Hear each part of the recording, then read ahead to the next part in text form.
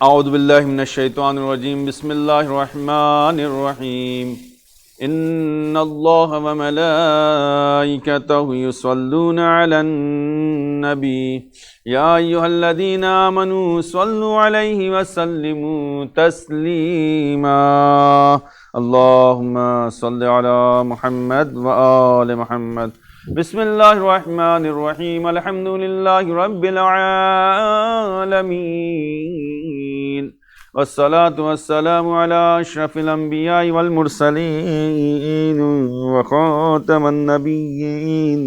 والائمة المعصومین المظلومین ولعنۃ اللہ علی اعدائہم اجمعین بسم اللہ الرحمن الرحیم رب اشرح لی صدری ویسر لی امری واحلل عقدۃ من لسانی یفقہوا قولی وقال اللہ تعالی الحکیم فی القرآن الکریم بسم اللہ الرحمن الرحیم شہر رمضان الذی انزل فیہ القرآن ھدی للناس وبینات من الھدی والفرقان اللہم صل علی محمد وآل محمد وعجل فرجہم۔ حاضرین کرام و ناظرین کرام، السلام علیکم ورحمۃ اللہ وبرکاتہ۔ امید ہے کہ آپ تمام حضرات خیر و عافیت سے ہوں گے انشاءاللہ، اور خداوند عالم سے اس کی بارگاہ میں اس ماہ مبارک کے وسیلے سے توسط سے دعا ہے کہ پروردگار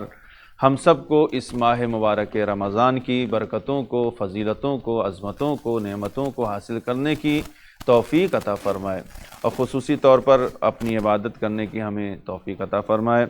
بہترین طریقے سے ہم اس کی عبادت کو انجام دے سکیں، چاہے نماز کی صورت میں ہو، چاہے روزے کی صورت میں ہو۔ بہرحال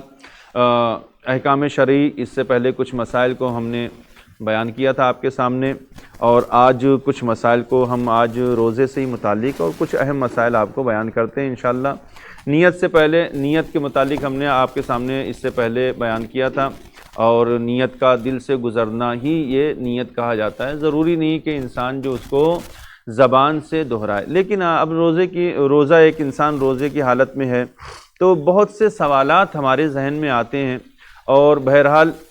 میں اب تمام ناظرین سے دستبسہ گزارش بھی کروں گا کہ یہ جو نمبر آ رہے ہیں تو اس پر آپ اپنے سوالات کریں، تو وہ سوال کرنے سے یہ ہوتا ہے کہ جو ہے ہمیں پتہ چلتا ہے کہ آپ کو کون سی مسائل کی ضرورت ہے، تو ہم اس کا جواب اسی طریقے سے آپ کو آپ کی خدمت میں دے سکتے ہیں۔ آپ کہیں تو پرسنل بھی آپ کے نمبر پہ وہ جواب دیا جا سکتا ہے، یا اگر جو آپ چاہیں گے تو اس کا جواب اس درس میں شامل بھی کیا جا سکتا ہے۔ بہرحال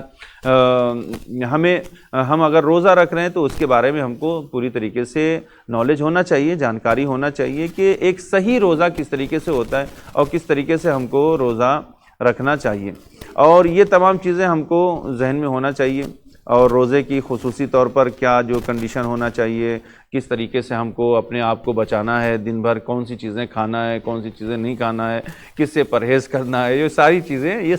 سب کچھ ہمیں پتہ ہونا چاہیے۔ بہرحال روزہ کہتے ہی ہیں اس چیز کو کہ انسان صبح کی اذان سے لے کے مغرب تک کچھ نہ کھائے نہ پیے۔ میں نے یہ جو کہا کون سی چیزیں کھانا ہے، کون سی چیزیں نہیں کھانا ہے، بعض اوقات ایسا ہوتا ہے کہ ہم لوگ جو ہے ظاہری چیزیں تو نہیں کھاتے پیتے ہیں، لیکن کچھ ایسی چیزیں ہم لوگ کھاتے ہیں کہ اس کا ہمیں خود بھی علم نہیں ہوتا ہے۔ لہٰذا روزے کی حالت میں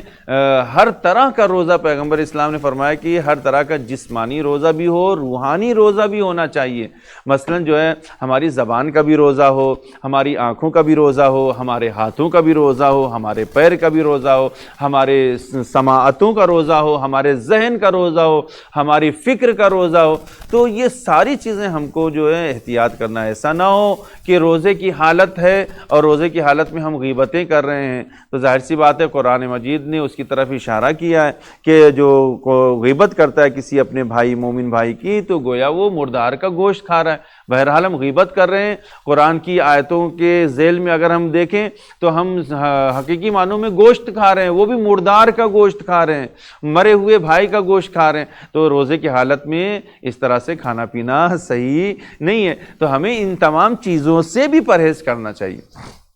اور تاکہ ہمارا بہتر روزہ ہو سکے، اچھا روزہ ہو سکے، وہ روزہ کہ جو خدا، رسول اور ائمہ معصومین علیہ الصلوۃ والسلام کو پسند، اعضاء و جوارح کا روزہ جسم کا روزہ نہ ہو صرف کہ جو ہے ہم بھوکے و پیاسے رہ گئے، نہیں، ہماری فکریں بھی پاکیزہ ہوں۔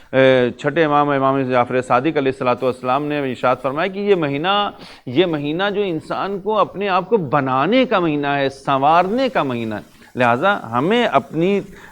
بری عادتوں کو اس میں دور کرنا ہے، اچھی خصلتوں کو حاصل کرنا۔ بہرحال روزے کے سلسلے میں متعدد سوالات کیے جاتے ہیں۔ مثلا سب سے زیادہ سوال تو یہ ہوتا ہے، ابھی کچھ دوستوں نے سوال کیا کہ انجیکشن کے سلسلے میں کہ روزے کی حالت میں انجیکشن لگایا جا سکتا ہے یا نہیں لگایا جا سکتا، تو آیت اللہ سیستانی حفظ اللہ تعالی شریف کی طرف سے ان کے فتوے کے اعتبار سے دیکھیں تو اس میں کوئی مناہی نہیں ہے، کوئی کسی طرح کی رکاوٹ نہیں ہے، انسان جو ہے انجیکشن لگوا سکتا ہے، ولو جو ہے تقویت کا طاقت کا ہی انجیکشن کیوں نہ ہو، اس میں کوئی حرج نہیں ہے۔ اچھا، ایک چیز اور بہت زیادہ جو سوال میں ہوتی ہے کہ جو روزمرہ جو ضرورتوں میں ہے، بہرحال تو آنکھ میں دوا ڈالنا، ناک میں دوا ڈالنا،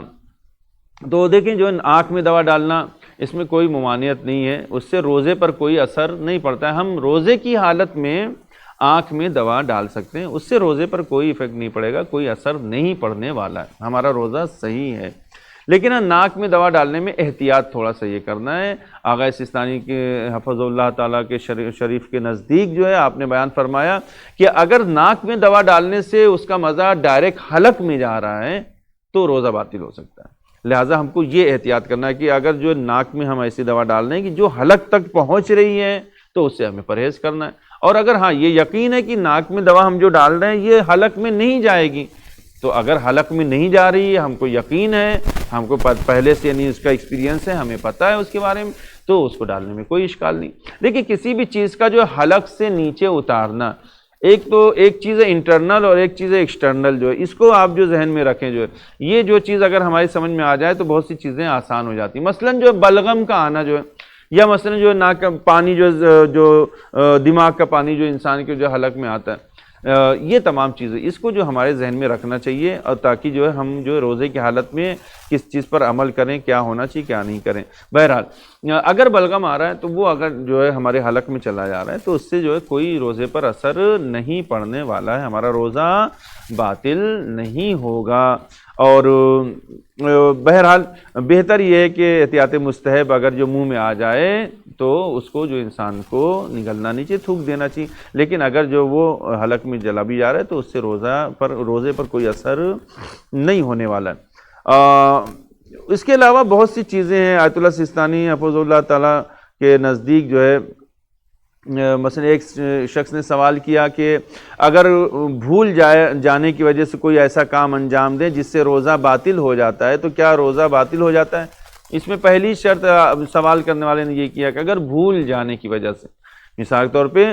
بہت سی چیزیں ہو سکتی ہیں، میں بھول گیا تھا کہ میں روزے سے ہوں، میں نے ناشتہ کر لیا، پیٹ بھر کے ناشتہ کر لیا، کھانا کھا لیا پیٹ بھر کے، جو ہے میں نے جو شربت پی لیا یا چائے پی لیا، کافی پی لیا میں نے جو ہے، تو کیا جو میرا روزہ باطل ہو گیا؟ نہیں، بھول کر اگر وہ کیا ہے تو اس میں روزہ باطل نہیں ہوگا، ہمارا روزہ صحیح ہے۔ لیکن ہاں جیسے ہی اگر یاد آئے کہ ہم روزے کی حالت میں پانی پی رہے تھے، اب یاد آیا منہ میں ہمارے پانی ہے اور فوراً ہم کو یاد آ گیا، تو اب یاد آنے کے بعد یہ جو پانی کا گھونٹ ہمارے منہ میں ہے یہ اگر اندر لے رہے ہم تو روزہ باطل ہو جائے گا۔ لیکن اس کے بعد اگر یاد آیا تو ہم کو فوراً وہ پانی ہم کو کلی کر دینا چاہیے، یا لقمہ اگر منہ میں ہے تو اس کو نگلنا نہیں چاہیے۔ ایک سوال جو ہے بہت زیادہ جو بہت ضرورت ہے اس کی، مثلا جو ہے دیکھیں میں نے جو بتایا آپ کو، جو خود سیستانی صاحب نے جو بتایا، جو اس کی طرف اور مراجع کرام نے بتایا، حلق سے نیچے کسی چیز کا اتارنا، تو اس صورت میں چاہے وہ سیال چیز ہو چاہے جامد چیز ہو، تو چاہے کھانے کی صورت میں ہو چاہے پینے کی صورت میں ہو، حلق سے نیچے اس کا اتارنا تو روزہ باطل ہوتا ہے۔ اب اس میں ایک چیز اور واضح ہو جائے، مثلا کیا؟ مثلا جو دو چیزیں کہ اگر جو مثلا عورتیں کھانا پکا رہی ہیں، کھانا چکھنے کے لیے کہ اس میں نمک تیز ہے یا کم ہے، یا مرچا جو کم ہے یا زیادہ ہے، وہ جو اس کو زبان پر رکھ کے جو اس کا ذائقہ لے رہی ہیں، مثلا جو اس کو سمجھ نہیں کہ نمک جو ہے، کیونکہ زبان پہ کوئی بھی چیز رکھنے سے اس کا ذائقہ سمجھ میں آ جاتا، ضروری نہیں کہ حلق سے نیچے اتارا جائے، سارا ذائقہ زبان سے، سارا ٹیسٹ جو پتہ چلتا ہے اچھے اور برے کا، وہ سب زبان سے پتہ چلتا ہے۔ اس زبان پہ ہم نے انگلی رکھا اور چاٹا، جو اس کو جو ہم کو یہ اندازہ ہو گیا تو کیا یہ نمک چاٹنے سے یا جو زبان پر کوئی چیز رکھنے سے ہمارا روزہ باطل ہو جائے گا؟ نہیں، ہمارا روزہ باطل نہیں ہوگا، روزہ صحیح ہے۔ ہاں، اسی چیز کو ہم حلق تک لے کے چلے جائیں، اس کو گھونٹ جائیں، حلق میں پہنچا دیں تو روزہ باطل ہو جائے گا۔ ہم نے نمک کو چکھا، اس کے بعد تھوک دیا جو ہم نے، تو ہمارا روزہ باطل نہیں ہے، صحیح ہے۔ اسی طریقے سے وہ مائیں جن کے بچے چھوٹے ہیں، یا مثلا جو ہے گھر میں کوئی جو ہے جانور وغیرہ پال رکھا ہے، چڑیا وغیرہ جو ہے، اس کو کھانا کھلانے کے لیے بہت سے لوگ جو ہے منہ میں جو ہے لقمہ رکھ کے اس کو چباتے ہیں، مثلا چبا کے جو اس کے بعد بچے کو جو ہے کھلاتے ہیں، تو کیا اس کو چبا کر کھلانے کی وجہ سے ہمارا روزہ باطل ہو جائے گا؟ نہیں، اس سے بھی روزہ باطل نہیں ہوگا ہمارا جو ہے، مگر یہ کہ ہم حلق میں جان بوجھ کر پہنچائیں۔ ہاں، اگر جو ہے غلطی سے وہ کوئی چیز جو حلق میں سے نیچے اتر جا رہی ہے تو اس سے روزہ ہمارا باطل نہیں ہوتا۔ تو یہ کچھ سوالات ہیں، اور مثلا جو ہے ایک صاحب نے سوال کیا کہ روزے کی حالت میں انٹرنیٹ استعمال کرتے ہوئے اچانک کسی تصویر کے آ جانے اور اس پر نظر پڑ جانے کا کیا حکم ہے؟ تو کیا مثلا ایسی صورت میں ہمارا روزہ باطل ہو جائے گا؟ کہ روزہ باطل نہیں ہوگا۔ تو دیکھیں، انٹرنیٹ پہ یا کوئی چیز طرح سے اچانک کوئی تصویر آ جا رہی ہے تو یہ چیز جو ہے ہمارے روزے کو باطل کرنے والی چیزوں میں سے نہیں ہے، روزہ ہمارا باطل نہیں ہوتا، اگرچہ شرعی اعتبار سے ایسے موقع پر نظر نہیں کرنا چاہیے۔ مثال کے طور پر اگر ہماری نظر پڑ بھی گئی ہے تو اس سے ہمارا روزہ باطل نہیں ہونے والا ہے۔ تو یہ تمام چیزیں جو ہم کو ذہن میں رکھنا چاہیے۔ ہاں، ایک سوال اکثر کیا جاتا ہے کہ کیا سحری کھانے سے یا نہ کھانے سے روزے پر کوئی اثر پڑ سکتا ہے؟ نہیں، بالکل، چاہے آپ سحری کھائیں چاہے سحری نہ کھائیں، اس سے روزے پہ کیا اثر پڑنے والا ہے؟ آپ کے جسم پہ اثر پڑے گا۔ اس لیے مستحب ہے کہ آپ جو سحری کریں ولو ایک کھجور ہی کے ذریعے سے کیوں نہ ہو، لہٰذا جو ہے ہم کو سحر کو ترک نہیں کرنا چاہیے، ہر حالت میں ہم کو کوشش کرنا چاہیے کہ ہم خالی پیٹ روزہ نہ رہیں، اور جو ہے کیا نام ہے سحری کریں اور سحری کو ترک نہ کریں۔ یہ مستحبات میں سے، دیکھیں واجب الگ ہے، مستحب الگ ہے۔ بہرحال اگر سحری نہیں کیا، ہم نے چھوٹ گئی، تو ہمارا روزہ اس سے باطل نہیں ہوتا۔ روزے کی حالت میں اگر کوئی شخص جو پیسٹ کر رہا ہے، پیسٹ سے برش کرنا مثلا جو کیسا ہے، مطلب یہ بھی ایک سوال اکثر کیا جاتا ہے۔ تو اگر حلق تک وہ جو اس کا نہ پہنچتے تو اس کو پیسٹ کرنے میں کوئی حرج نہیں ہے۔ یہ اگر جو ڈائریکٹ ہم کو پتہ چل رہا ہے کہ حلق میں جا رہا ہے تو اس سے روزہ باطل ہو جاتا ہے۔ بہرحال یہ آج انشاءاللہ اس چیز کو یہیں تک، اور ایک اور چیز بیان کریں۔ اکثر لوگ سوال کرتے ہیں کہ ماہ مبارک رمضان میں روایتوں کو اگر دیکھیں، شیخ مفید رحمۃ اللہ علیہ نے یا مثلا جو ہے شیخ عباس قمی رحمۃ اللہ علیہ نے اپنی کتاب میں اور دعاؤں کی متعدد کتابوں میں ماہ مبارک رمضان کے پورے مہینے میں ملا کر 1000 رکعت نماز پڑھنے کی بہت زیادہ جو ہے تاکید کی گئی ہے کہ انسان کو 1000 رکعت نماز جو کمپلیٹ کرنا چاہیے پہلی رمضان المبارک سے آخر رمضان المبارک تک۔ جو اس کا طریقہ کیا، اس کو کیسے پڑھیں ہم جو ہے، تو اس کو نماز کو پڑھنے کا طریقہ جو متعدد طریقے بیان کیے گئے۔ ایک چیز تو ذہن میں یہ رہنا چاہیے کہ یہ مستحب نماز ہے، مستحب نماز ہے، تو لہٰذا اب اس کا شیڈول، اس کا ٹائمنگ وغیرہ ہم خود اپنے حساب سے سیٹ کر سکتے ہیں۔ مغرب کے بعد کچھ نماز پڑھ لیں، عشاء کے بعد کچھ پڑھ لیں، کسی دن 20 رکعت پڑھ لیں، کسی دن 25 رکعت پڑھ لیں، تو اس طرح سے ہم نمازیں پڑھ کے جو 1000 رکعت نماز ہم اپنی مکمل کر سکتے ہیں۔ لیکن جو علماء کرام نے ایک طریقہ بیان کیا ہے، وہ طریقہ کیا ہے نماز پڑھنے کا، وہ ٹائمنگ کیا ہے اس کا، وہ شیڈول کیا انہوں نے بیان کیا، وہ یہ کہ پہلے جو ہے 20 دن جو ہے 10 دن 20 دن یعنی پہلی تاریخ سے 10 تک اور 11 سے 20 تک کا طریقہ یہ ہے کہ مغرب کے بعد 8 رکعت پڑھ لیں، اور جو اس کے بعد عشاء کے بعد جو ہے کیا نام ہے 12 رکعت پڑھ لے، تو 8 اور 12 20 رکعت ہو گئی۔ تو پہلے 10 دن میں کتنی رکعت ہوگی؟ 20 رکعت اگر روز ہم پڑھ رہے ہیں تو 10 دن میں ہماری 200 رکعت ہوگی۔ اسی طریقے سے دوسرے 10 دن میں بھی ہم پڑھیں گے تو 200 رکعت یہ، 200 رکعت یہ، تو 400 رکعت نماز ہماری یہ مکمل ہوگی۔ بچی کتنی جو ہے ابھی باقی جو ہماری 600 رکعت نماز پڑھی بچی ہوئی ہے۔ باقی جو ہمارے 10 دن ہیں 21 رمضان المبارک سے لے کے 30 تک، اس میں ہم کیا کریں گے؟ اس میں مغرب کے بعد ہم 8 رکعت نماز پڑھیں اور عشاء کے بعد ہم 22 رکعت نماز پڑھیں، روزانہ 30 رکعت نماز پڑھیں گے اور پورے 10 دن میں ہماری 300 رکعت نماز ہو جائے گی۔ تو 400 یہ نمازیں تھیں اول 20 دن کی، اور 10 دن کی یہ 300 رکعت، 400 اور 300 700 رکعت نماز ہوگی۔ 300 نمازیں ابھی ہماری بچی ہیں۔ تو وہ 300 نمازوں کو کیسے پڑھنا ہے؟ وہ جو شب قدر میں آتی ہیں ہماری تینوں شب قدر، پہلی، دوسری، تیسری شب قدر، اس شب قدر میں آپ دیکھیے تو مستحبات میں سے یہی ہے کہ 1000 رکعت نماز مستحبی پڑھی جائے۔ تو یہی جو مستحبی نماز کو اس میں آپ جو پڑھ سکتے ہیں، یہ پہلی شب قدر میں جو 100 رکعت، دوسری میں 100 رکعت، تیسری میں 100 رکعت، تو تینوں شبوں میں جو 100 رکعت پڑھ کے 300 رکعت وہ ہو جائے گی۔ لہٰذا یہ جو ہے 700 وہ اور 300 یہ 1000 رکعت ہماری نماز جو مکمل پورے ماہ مبارک رمضان میں کمپلیٹ ہو جائے گی۔ لیکن ہاں اس میں کم و زیادہ ہم لوگ کر سکتے ہیں، کیونکہ مستحبی نماز ہے، وہ شیڈول بنانا اپنے اوپر ہے۔ علماء نے یہ جو طریقہ ایک بیان کیا، اس کے علاوہ بہت سے طریقے ہم اپنا جو شیڈول اپنے اعتبار سے بھی بنا سکتے ہیں، اس اعتبار سے نماز کو پڑھ سکتے ہیں۔ خداوند عالم ہم سب کو توفیق دے کہ ہم زیادہ سے زیادہ اس ماہ مبارک رمضان میں خدا کی خوشنودی کو حاصل کرنے کے لیے، اہل بیت اطہار علیہ الصلوۃ والسلام کی قربت کو حاصل کرنے کے لیے